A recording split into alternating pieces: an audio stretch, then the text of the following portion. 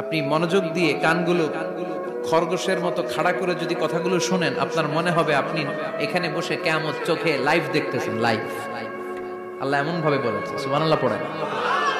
তা আসুন আমরা সরাসরি কিয়ামতকে দেখে আসি। আসলে কিয়ামতটা কেমন বর্ণনা করছেন কে? আল্লাহ। সূরার নাম হচ্ছে সূরাতুল কারিয়া। কি নাম? আওয়াজ করে উত্তর দিতে হবে। সূরার নাম আল কারিয়া। চিৎকার মেরে বলেন সূরার নাম কি? আল কারিয়া। এটা মাক্কি সূরা। কি সূরা? বিশ্বনবীর জীবনের দুইটা পর্ব, একটা মাক্কি পর্ব আর একটা মাদানী পর্ব। এটা মাদানী পর্বে নাজিল হয়নি, এটা নাজিল হয়েছে মাক্কি পর্বে। এই সূরার আয়াত সংখ্যা 11। এটা কোরআনের 101 নম্বর সূরা। এটা আল কুরআন আল কারীমের 30তম পারায় অবস্থিত একটা সূরা। আমাদের অনেকেরই মাশাআল্লাহ মুখস্থ আছে, আছে না?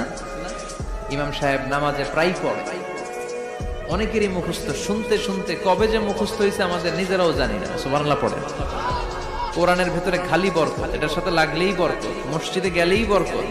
মনের অজান্তে আমরা এই সূরাকে মুখস্থ করে ফেলেছি। কিন্তু এই সূরার ভেতরে যে আল্লাহ কোরআনের কিয়ামতের এত চমৎকার নকশা এঁকেছেন, এত প্রামাণ্য বর্ণনা দিয়েছেন, এটা আমরা অনেকে জানিই না। আসুন আমরা এই সূরার আলোকে দেখার চেষ্টা করি যে কিয়ামতটা কিরকম হবে। আল্লাহ একটা শব্দকে এই সূরার শুরুতে 3 বার উল্লেখ করে আমাদের দৃষ্টি আকর্ষণ করেছেন।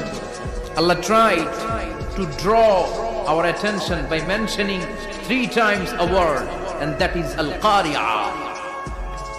al-qari'ah শব্দটাকে তিনি 3 বার উল্লেখ করে আমাদের দৃষ্টি আকর্ষণ করেছেন। একটা শব্দ 3 বার বললে মানুষের দৃষ্টি আকর্ষিত হয় না? যেহেতু এটা আরব দেশে নাজিল হয়েছে, আবার মক্কায়, মক্কার লোকেরা আরবি বুঝে, তাদেরকে প্রথম বলা হলো আল কারিয়া। তারা ফিরে তাকালো, কি আল কারিয়া? আবার বলা হলো মাল কারিয়া। কি মাল কারিয়া?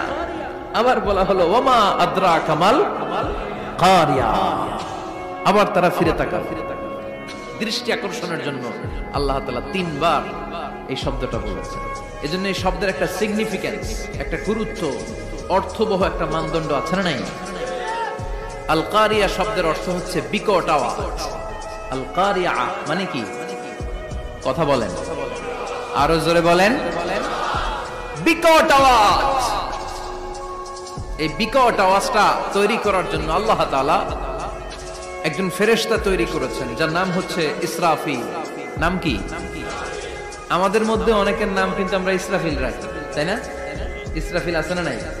আজরাইল কিন্তু রাখে না, ডরে। কেন রাখে না? ভয় পায়। কিন্তু ইসরাফিল আছে, আমার পরিচিত অনেকে আছে ইসরাফিল।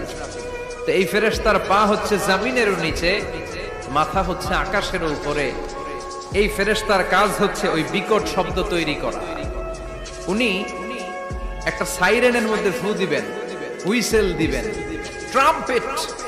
ওই ট্রাম্পিটে, ওই সাইরেনে, ওই হুইসেলে ফু দিলেই শুরু হয়ে যাবে আল কারিয়া। মাল ওমা আদরাকা মাল। এই ফেরেশতার দায়িত্বই হচ্ছে ওই বাঁশির মধ্যে ফু দেয়া।